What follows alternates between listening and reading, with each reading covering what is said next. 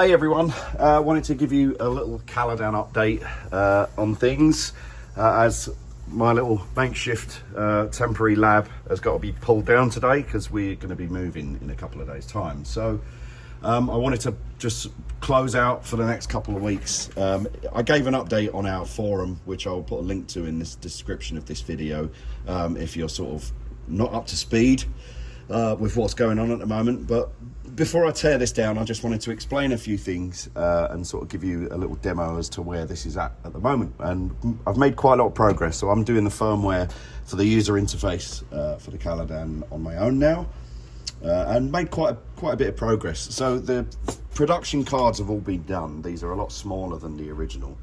I sound rough because I've got a terrible cold at the moment, sorry.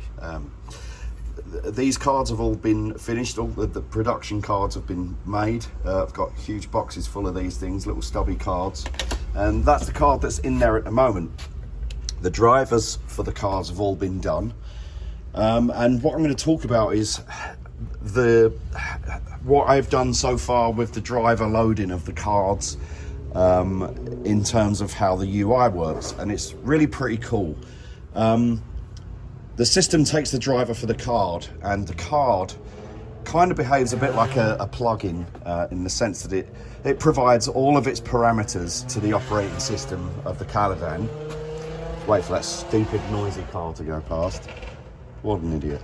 The card driver provides the Caladan with all of its available parameters, and that's parameter labels, so say filter cutoff and blah blah blah, and the parameter value ranges and all of that. The UI panel, the synth panel manager as I call it at the moment, this is just my sort of my trash can area for all of the things that I'm working on, so they're just sort of shoved into a menu here. So if you go into synth panel manager, what that does is interrogates the card driver, and the card driver gives it all of the parameter names and labels and numbers and values, and it populates each section. So we've got the oscillator section, we've got envelope section, we've got LFO, we've got filter section, and there can be multiple pages per, for oscillator, because this card's got 3 DCOs. You can then page, if I can try and get that in focus, you can then page through each of the oscillators on the system. For people that are like me and haven't got great eyes anymore, I've brought in a screen mirroring option, and what that does is whatever screen or whatever part of the panel is in focus will be mirrored up to the larger OLED screen. And also what we can do is go into settings, and we can also mirror that to the HDMI output as well, so that when you're working on these screens, everything will come on to the HDMI if you want to. However, something that I want to talk about, which I'm really excited about, just real quickly then, there is, at the moment, that's just mirroring what's on one of the small OLEDs. So as you change parameters and stuff, that will all update on the screen, so you can see as I'm tweaking a parameter there. Absolute waste of space that you taking all that up space on the screen at the moment, but there it is. I'm just gonna let me just turn that off again real quick. I've realized that this is not an ideal video, but at the moment it's the best I can do, and I've got to tear this down, so I wanted to get all of this out and what we've done. Go back into synth panel manager again. Now, something that's really exciting that I wanted to talk about is, obviously we've got our parts 1 to 8, right? So for each part you can load and use a different synthesis engine. So that might be the DCO voice cards, or it might be the FM voice card, or it might be a plugin.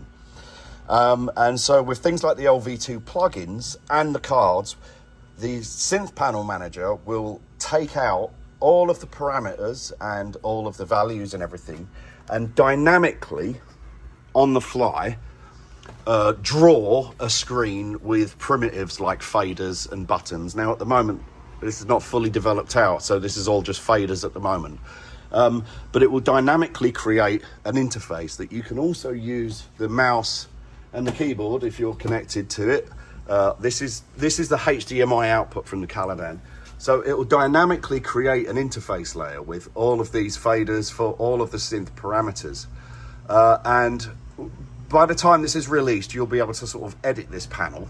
And it can use SVG graphics as well to draw stuff. So there'll be plenty of scope, you know, for you to be able to create and share, you know, customized looking panels, even, you know, skeuomorphic or sort of cloning. Let's just say, for instance, you have a LV2 plugin or a VST plugin. You'll be able to design your own look and feel to the interface of it. So each one of these, as I said, is being dynamically populated. So that's, I think it's a really cool little addition that's made its way in there. So as you've probably seen by I'm navigating things, so we're starting to get a UI on the synth now. So things are starting to shape up. The only thing I haven't got right now connected is the speaker, so I can't actually play. Well, you can kind of. This is terrible, I know. So the system is all fully operational at the moment. What I'm really doing is just sort of fleshing out all of the UI stuff. It's getting there, it's getting close, and you know, hopefully now in about 3 weeks time I'll have my setup again and I'll be able to get straight back to work and start sharing more updates with you. So if you haven't already read the forum post that I made last week, please do go and have a read of that, and I'll kind of explain a bit about what's been going on in the background. Sorry for the horrendous video quality and trying to ramble stuff out, but I've got to tear all of this down now and get my family moved. Thanks again, guys, and I'll be back soon.